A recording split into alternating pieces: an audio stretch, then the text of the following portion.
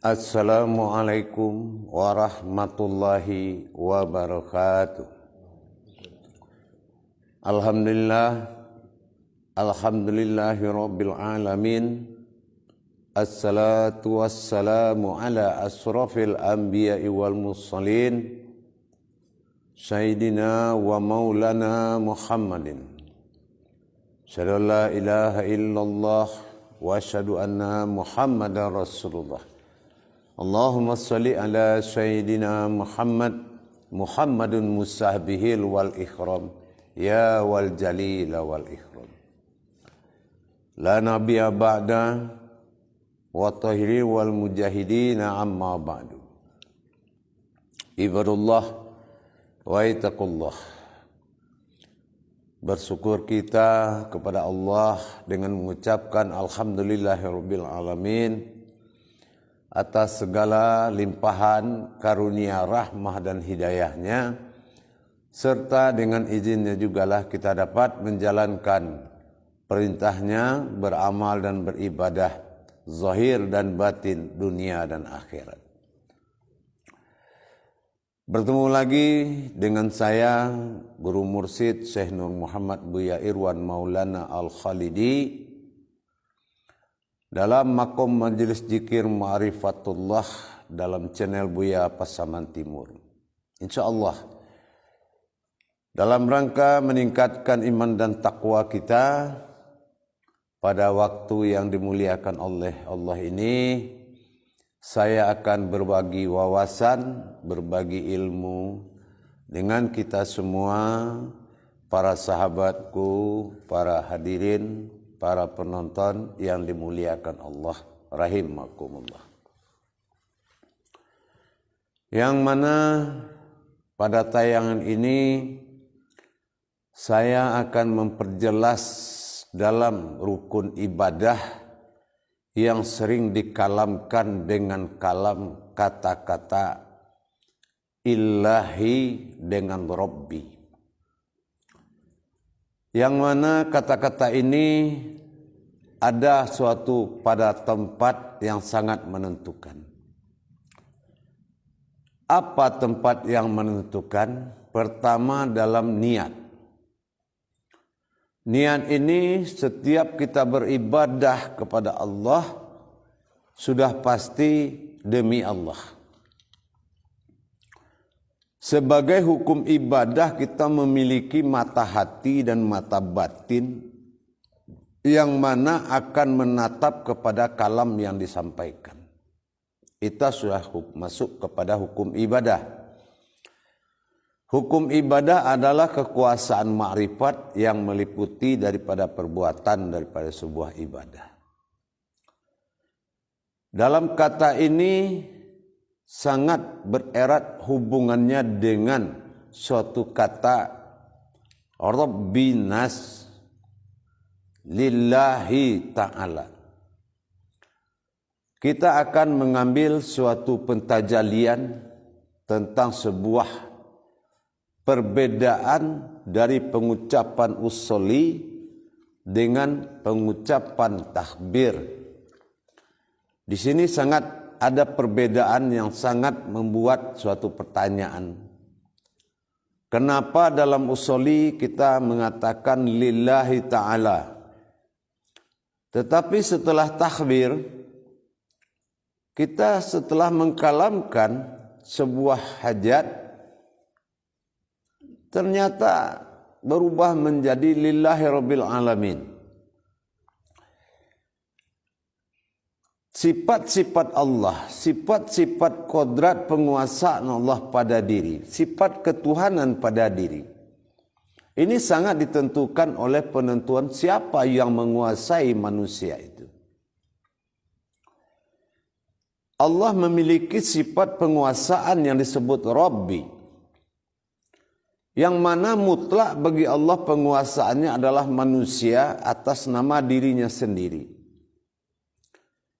Dikatakan lillahi rabbil alamin, setelah lillah rabbi tadi, perjalanan kekuasaan itu menuju sifat al-aminnya. Inilah rabbil alamin. Yang mana Rabbil Alamin tadi sudah kita pahami, di sini ada kodrat alif lam mim nun. Jadi kalau kalam alif lam mim nun itu sudah menuju hayatnya diri Allah.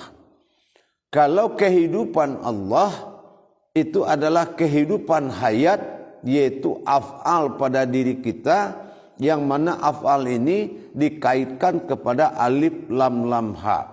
Adanya zat Allah, adanya sifatullah, dan adanya nurullah. Ini yang dikatakan kepada kehidupan Allah atau dikatakan af'alullah. Tapi kalau dalam masa ketuhanan terhadap lillahi ta'ala, ini adalah pentajalian daripada dirinya sendiri kepada dirinya sendiri terhadap penguasaan tunggal oleh Allah terhadap kekuasaan diri. Kalau penguasaan tunggal itu adalah pengakuan hanya aku yang bisa menghadap pada diriku sendiri dan hanya aku yang bisa mengingat diriku sendiri. Nah, ini sudah lillahi ta'ala. Nah, kalau lillahi ta'ala ini, sifat ilah bagi Allah itu adalah ketuhanan yang tunggal bagi diri kita. Makanya dalam penguasaan Rabbil Alamin, qul a'udzu birabbin nas, ilahin nas, malikin nas, ilahin nas. Artinya apa?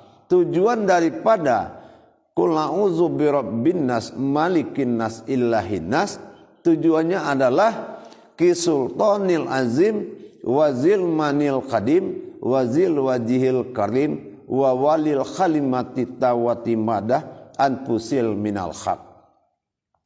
Inilah ilahin nas. Maksudnya apa?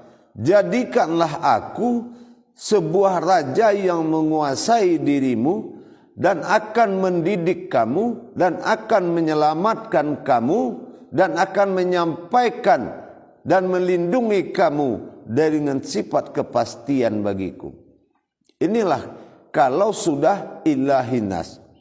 Nah, ternyata dalam kalam usuli tadi dengan kalam Rabbil Alamin itu ternyata kita dapati dalam satu himpunan diri yang bernama Lillahi Rabbil Alamin. Artinya asma Allah yang menguasai pada tingkat Rabbil Alamin tadi adalah berkuasanya dirinya terhadap sifat dirinya sendiri. Itu yang dikatakan Rabbil Alamin. Jadi kalau sudah menjadikan kekuasaan bagi Allah, itu disebut Qudsi. Qudsi itu mewujudnya adalah Muhammad. Jadi yang dikuasai oleh Allah pada awal kekuasaannya, Rabb baginya adalah panggilan pertama oleh Muhammad sallallahu alaihi wasallam. Itulah dasarnya. Jadi kalau kita di dalam pengkajian dalam istilah bahasa Rabbi itu adalah bahasa kekuasaan mutlak bagi Allah. Tapi kekuasaan mutlak bagi Allah adalah dia menguasai sifatnya sendiri. Inilah yang dikatakan dengan ilahin nas. Jadi nasnya ini, nasnya Allah lah yang dikuasainya dengan mutlak. Jadi kalau kita dalam solat lillahi rabbil alamin, berarti lillah itu adalah suatu perjalanan atau pentajalian Allah kepada Rabbnya, kekuasaannya menuju alamnya sendiri. Apa alamnya? Alamin. Alamin itu dalam suku kata alif lam mim. Inilah kekuasaan Allah pada batinnya, kekuasaan Allah pada zatnya, dan kekuasaan Allah pada nurnya. Ini yang disebut kekuasaannya meliputi sekalian alam. Itulah yang tiga tadi bernama dari sifat bagi Allah. Jadi kalau kita sudah dikuasai oleh Allah, berarti kita adalah bagian daripada sifat Allah. Para jemaah yang dirahmati Allah, Allah sangat menentukan di dalam diri kita untuk mendapatkan kekuasaan, penguasaan bagi Allah. Diwajibkan kita mengenal, yaitu cara mentajalikan sifat sirullahnya kepada diri kita. Sama dengan kita mengamalkan kodrat bismillah. Kalau kodrat bismillah itu kita amalkan, sama dengan jalannya kita mengamalkan surat An-Nas. Itu tidak ada bedanya. Itu sama. Marifatnya sama. Tapi kodrat yang ada dalam bismillah itu adalah kodrat yang sifat bagi Allah. Tapi kalau kodrat yang dalam surat An-Nas adalah kodrat bagi sifat mutlak bagi dirinya sendiri. Di situ letak perbedaannya. Jadi para jemaah yang dirahmati Allah, kalau kita ingin mendapatkan suatu niat yang benar, kita harus mengetahui potensi dulu, potensi pentajalian Allah. Allah ini bertajali kepada dua kodrat. Pertama, tajalinya sirullah, bersifat rahasia bagi diri. Yang kedua, tajalli Allah bersifat utama zat bagi diri. Nah, kalau tajalli Allah bersifat asma atau alam, maka tajalli surullah bersifat batin atau sir. Jadi bagian mana diri kita tersebut? Diri kita tersebut adalah bagian daripada keduanya, bukan sebagian dari antara yang dua. Adanya tajalli asma Allah pada sifat, wujud pada batin, mewujud Muhammad pada rohani nyata, Adam pada jasad, itu dinamakan tajalli Allah. Tapi kalau tajalli sirullah dengan datangnya kemilahannya terhadap sifat kodratnya, alamnya Allah, kodrat diri alamnya Allah, termasuk kepada tiga sifat diri alamnya Allah. Inilah Rahmanir Rahim. Kalau dia bertajalli kepada Muhammad, itu dinamakan kodrat zat bagi Allah. Kalau dia bertajalli kepada Adam, itu sifat nur bagi Allah. Tapi kalau dia bertajalli kepada diri sendiri, itu sifatnya batin bagi Allah. Kalaulah batin dan zat dan nur Muhammad ini sudah menjadi diri sifat bagi Allah, itulah mawujud pada surat An-Nas yang dinamakan nasnya rullah Allah subhanahu wa ta'ala. Jadi kalau sudah kita menjadi nasnya Allah, maka insanlah dalam sebutan kita dalam sehari-hari. Para jemaah yang dirahmati Allah rahimullah, kita tidak mudah menyatakan sebuah pentajalian kalau umpamanya kita melakukan Rabbi. Bagaimana Allah itu bisa menguasai kita? Tentu dengan kita mengenal, yaitu kodrat-kodrat yang mutlak bagi Allah. Pertama, kodrat sifat bagi Allah. Kalau kodrat sifat bagi Allah, itu adalah wujudnya batin bagi manusia. Tapi kalau kodratnya zat bagi Allah, itu adalah kodrat rohani bagi Allah. Tapi kalau kodrat hayat bagi Allah, itulah nurani bagi Adam. Itulah. Jadi kalau itu sudah menjadi suatu kodrat sifat bagi jasad atau bagi diri, maka robnya itu sudah meliputi sekalian alam. Pernah juga saya sampaikan, 3 hakikat Allah berfungsi dalam diri. Yaitu pertama adalah arasullah. Inilah bukti kekuasaan kerobbiannya kita. Rabbinas, pertama adalah arasullah, kekuatan Allah. Ini aras yang dimaksud kekuatan Allah itu adalah wujud yang membagikan segala sifat-sifatnya. Itu dinamakan daripada arasullah. Jadi dengan adanya arasullah, maka berlakulah permintaan-permintaan bagi sifatnya sendiri. Yang kedua itu adalah qudsi Allah. Kalau qudsi Allah itu kekuasaan. Nah, ini yang disebut dengan Rabb. Jadi lebih tepat Rabb ini adalah masuknya kepada Rabbil Alamin. Rabbil Alamin ini adalah rahmatan fil alamin yang diwahyukan kepada maujud yang disebut dengan Muhammad. Jadi kalau kekuasaan itu dilimpahkan kepada mutlak pada Muhammad, maka Nur Muhammad ini adalah wujud daripada kodrat diri umat manusia. Jadi orang yang tidak melihat kodrat Muhammad pada dirinya, itu bukanlah orang yang berasal daripada sifatnya Allah. Para jemaah yang dirahmati Allah rahimakumullah. Bagaimana dengan keilahannya? Nah, keilahannya juga saya pernah bilangkan. Kalau sudah lillahi ta'ala, nah di situ ada ilah, ada ta'ala. Ini perbedaan dengan ilah dengan ta'ala dengan Rabb tadi. Sebetulnya ini adalah sifat tingkah bagi Allah. Sifat keesaan, sifat kekuasaan. Jadi kalau dikatakan lillahi ta'ala, lillah itu bisa dihakikat kepemberian Allah kepada sebuah wujud bernama Muhammad. Itulah lillah bagi Allah. Bisa juga dikatakan lillah ini sebuah jalan. Nah, kalau ta'ala ini adalah sifat tunggal ketuhanan bagi Allah. Jadi kalau seseorang menyebut ta'ala, Allah ta'ala, lillahi ta'ala, berarti sifat ketuhanannya sangat kuat. Ketuhanannya sangat menentukan dan sifat ketuhanannya adalah aras bagi Allah. Jadi itu yang dikatakan lillahi ta'ala. Jadi kalau kita berusuli lillahi ta'ala tadi wujudnya sudah jelas. Lillahi ta'ala itu illahi ta'ala. Illahi ta'ala. Ta'ala itu adalah sifat Tuhan, kewujudan Tuhan bagi diri, dan lillah ini adalah kedatangan atau pemberian bagi Allah. Jadi kalau kita sudah diberikannya makom daripada diri kita, zat bagi diri kita, zat Allah bagi diri, nur Allah bagi kodrat jasad, berarti itu adalah lillahi ta'ala. Jadi kalau kita menyebut lillahi ta'ala, kita harus menetap kodrat-kodrat tersebut. Itu kalau kita lillahi ta'ala. Bagaimana dengan lillahi rabbil alamin? Nah, lillahi rabbil alamin, hakikat daripada lillahi rabbil alamin itu termasuk segala gerakan. Itu af'alullah, gerakan ruhani, fi'il. Tidak ada gerakan kita semata, itu gerakan Allah semata. Itu namanya rabbil alamin. Kalau sudah Allah mengambil alih yang bergerak, termasuk yang menggerakkan, itu adalah perbuatan af'alullah itu sendiri. Itu yang dikatakan lillahi rabbil alamin.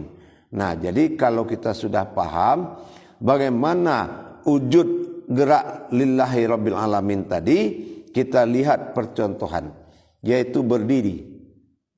Berdiri dengan duduk. Nah, ini adalah perbuatan yang sangat dirahasiakan oleh Allah. Dikala berdiri, Allah fil awalun, Allah bersifat awal, lillahi wallahi fil akhirun, Allah juga bersifat akhir. Apa awal solat? Berdiri. Apa akhir solat? Duduk. Nah, kalau kita tahu tajalinya apa yang berdiri dan siapa yang duduk, inilah yang dikatakan dengan kemampuan Allah, Allahumma sholli ala sayyidina Muhammad.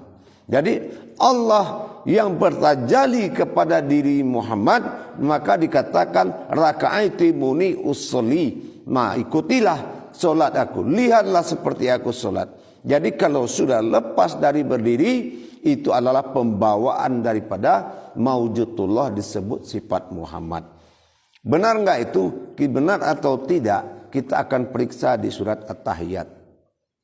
Di At-Tahiyatul tadi jelas sudah assalamualaikum ayyuhan nabiyyu rahmatullah.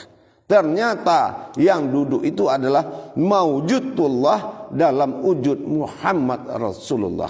Makanya dilambangkan gambar syahadat. 2 kalimat syahadat seperti orang duduk. Artinya apa? Itulah sifat maujudullah untuk menyampaikan rahmatan fil alamin setelah diberikan 3 persyaratan besar bagi Muhammad kepada Allah Subhanahu wa taala. Persyaratan itulah yang dikatakan at-tahiyatul mubarakatul thayyibatul lillah. Setelah diberikan hak itu, dikembalikan lagi ke Muhammad menjadi suatu tahbir, yaitu menyampaikan kepada seluruh alam dengan rahmatan fil alamin. Allah nobat Muhammad menjadi rahmatan fil alamin, dan Allah bersuruh Muhammad menyampaikan sebagai kalam daripada Allah, assalamualaikum warahmatullahi wabarakatuh.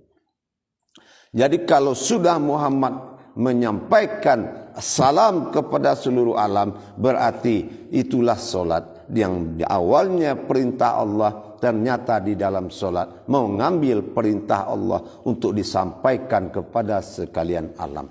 Jadi kalau ingin tahu mana Rabb dan ilah keputusan tadi, Rabb itu adalah pada tahiyat akhir dan ilah itu adalah pada tahiyat awal. Bertajali Allah kepada diri itu dinamakan ilahinas, Allahumma salli ala Sayyidina Muhammad, dan bertajali Allah kepada Muhammad itu dinamakan dengan Rabbil Alamin. Nah, disinilah kondisi sujud atau tumbadil. Tumbadil itu Allah berhakikat bersyafaat kepada Muhammad agar Muhammad menyampaikan ketuhanannya kepada sekalian alam. Para jemaah yang dirahmati Allah rahimakumullah. Insya Allah dengan kita tahu tujuan daripada Rabb dan Ilah tadi, itu sebetulnya kita sudah paham terhadap syahadat rakaat syahadat tahiyat awal dengan syahadat tahiyat akhir. Disinilah kenyataan Rabbi dan Ilahinas tadi. Rabbin nas itulah penyampaian ketuhannya di tahiyat akhir kepada seluruh alam, dan Ilahinasnya disitulah salawat didirikan dengan martabat insaniyah namanya. Itulah begitu kita mendapatkan martabat dan derajat bagi Allah. Karena apa? Allahumma salli ala Sayyidina Muhammad. Allahu Akbar. Yang menjadi, yang bertajali, yang berdiri itu. Kenapa rukuk dan sujud itu mengatakan Allahu Akbar? Karena sudah bertajali Allah pada Muhammad, maka Allah jugalah yang bergerak. Inilah yang dikatakan takbir Allahu Akbar. Meskipun kita sudah paham bahwasanya bertajali Allah dengan 20 sifat pada tubuh Adam dan maujud pada Muhammad. Ini yang dikatakan Allahu Akbar. Allahumma sholli ala Sayyidina Muhammad. Di saat dia duduk, disitulah Muhammad diperintahkan oleh Allah menyampaikan ketuhanannya kepada sekalian alam dengan Assalamualaikum ayyuhan Nabi wa rahmatullahi wa barakatuh. At-tahiyatul mubarakatul thayyibatulillah. Akhirnya Muhammad menyampaikan kepada posisi kanan yang dinamakan rahmatan fil alaminnya, yaitu menyeru kepada semua alam bahwasanya Allah itu meliputi sekalian alam. Begitu juga kepada kirinya bersifat batin bagi Allah adalah penyampaian ketuhanannya Allah kepada sekalian umat ruh yang bernyawa dan yang hayat, yang hidup. Jadi Rabbin nas itu adalah posisi rahmatan fil alaminnya Muhammad pada tahiyat akhir, dan ilahin nas itu adalah pernyataan ketuhanan Allah pada diri manusia pada tahiyat awal.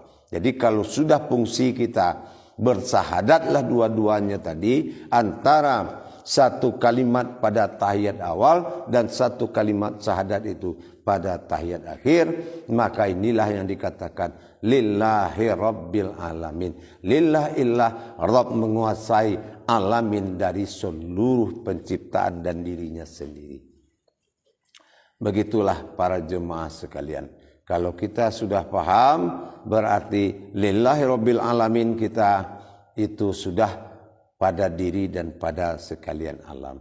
Ilahin nas, yaitu lillahi ta'ala, itu adalah mutlak Allah pada diri kita sendiri.